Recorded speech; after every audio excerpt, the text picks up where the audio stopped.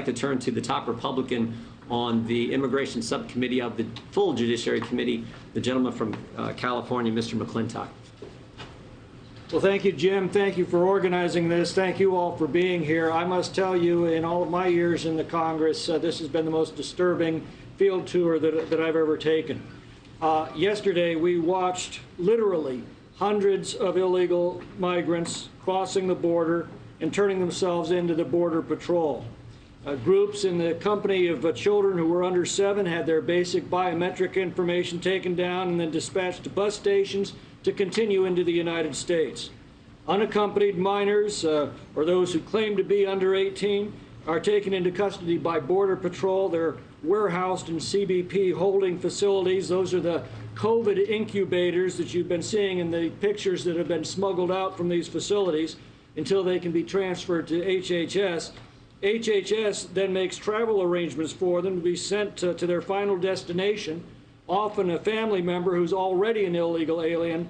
All are being waved in, only single adults and groups with older youths that are being turned away, but that's only because of Title 42, which is effective only during the COVID pandemic. Border Patrol warns that when 42 goes away, our border is completely gone. And this is getting worse by the day. 100 family units illegally crossed the border the week of the election. By the week of the inauguration, the number had increased to 1,100 family units. It reached 15,000 the week ending March 24th. There were 100,000 total encounters with the Border Patrol in February. Folks, that is the population of the entire city of South Bend, Indiana. In March, that number grew to 170,000. That's the entire population of Salem, Oregon. And that doesn't include the 130,000 estimated gotaways.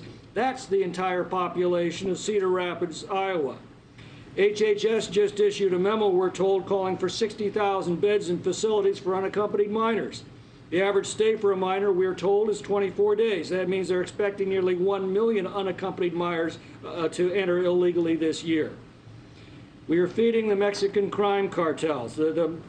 Crime cartels are taking in roughly $500 million a month through this human trafficking made possible by the president's policies.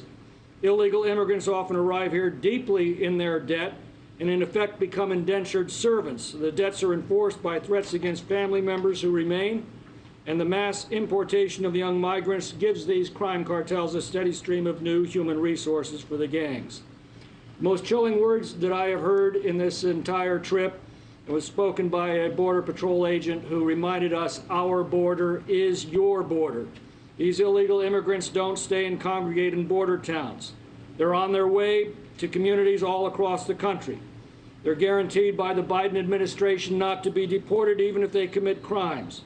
In fact, under his executive orders, our entire country is now a sanctuary nation. The terrible impact this will have on public safety, local schools, local resources, housing supply, public schools, hospital emergency rooms, and the ability of working-class Americans to earn a living will be keenly felt in every community in our country unless these policies change. Among his first acts as president, Joe Biden abandoned construction of the border wall. He announced illegal immigrants would not be deported, and he ended the Remain in Mexico policy for asylum seekers. This sent a powerful message across the third world. Gallup estimates there are 42 million people in Latin America and the Caribbean who want to come to the United States. And now they can, and now they are.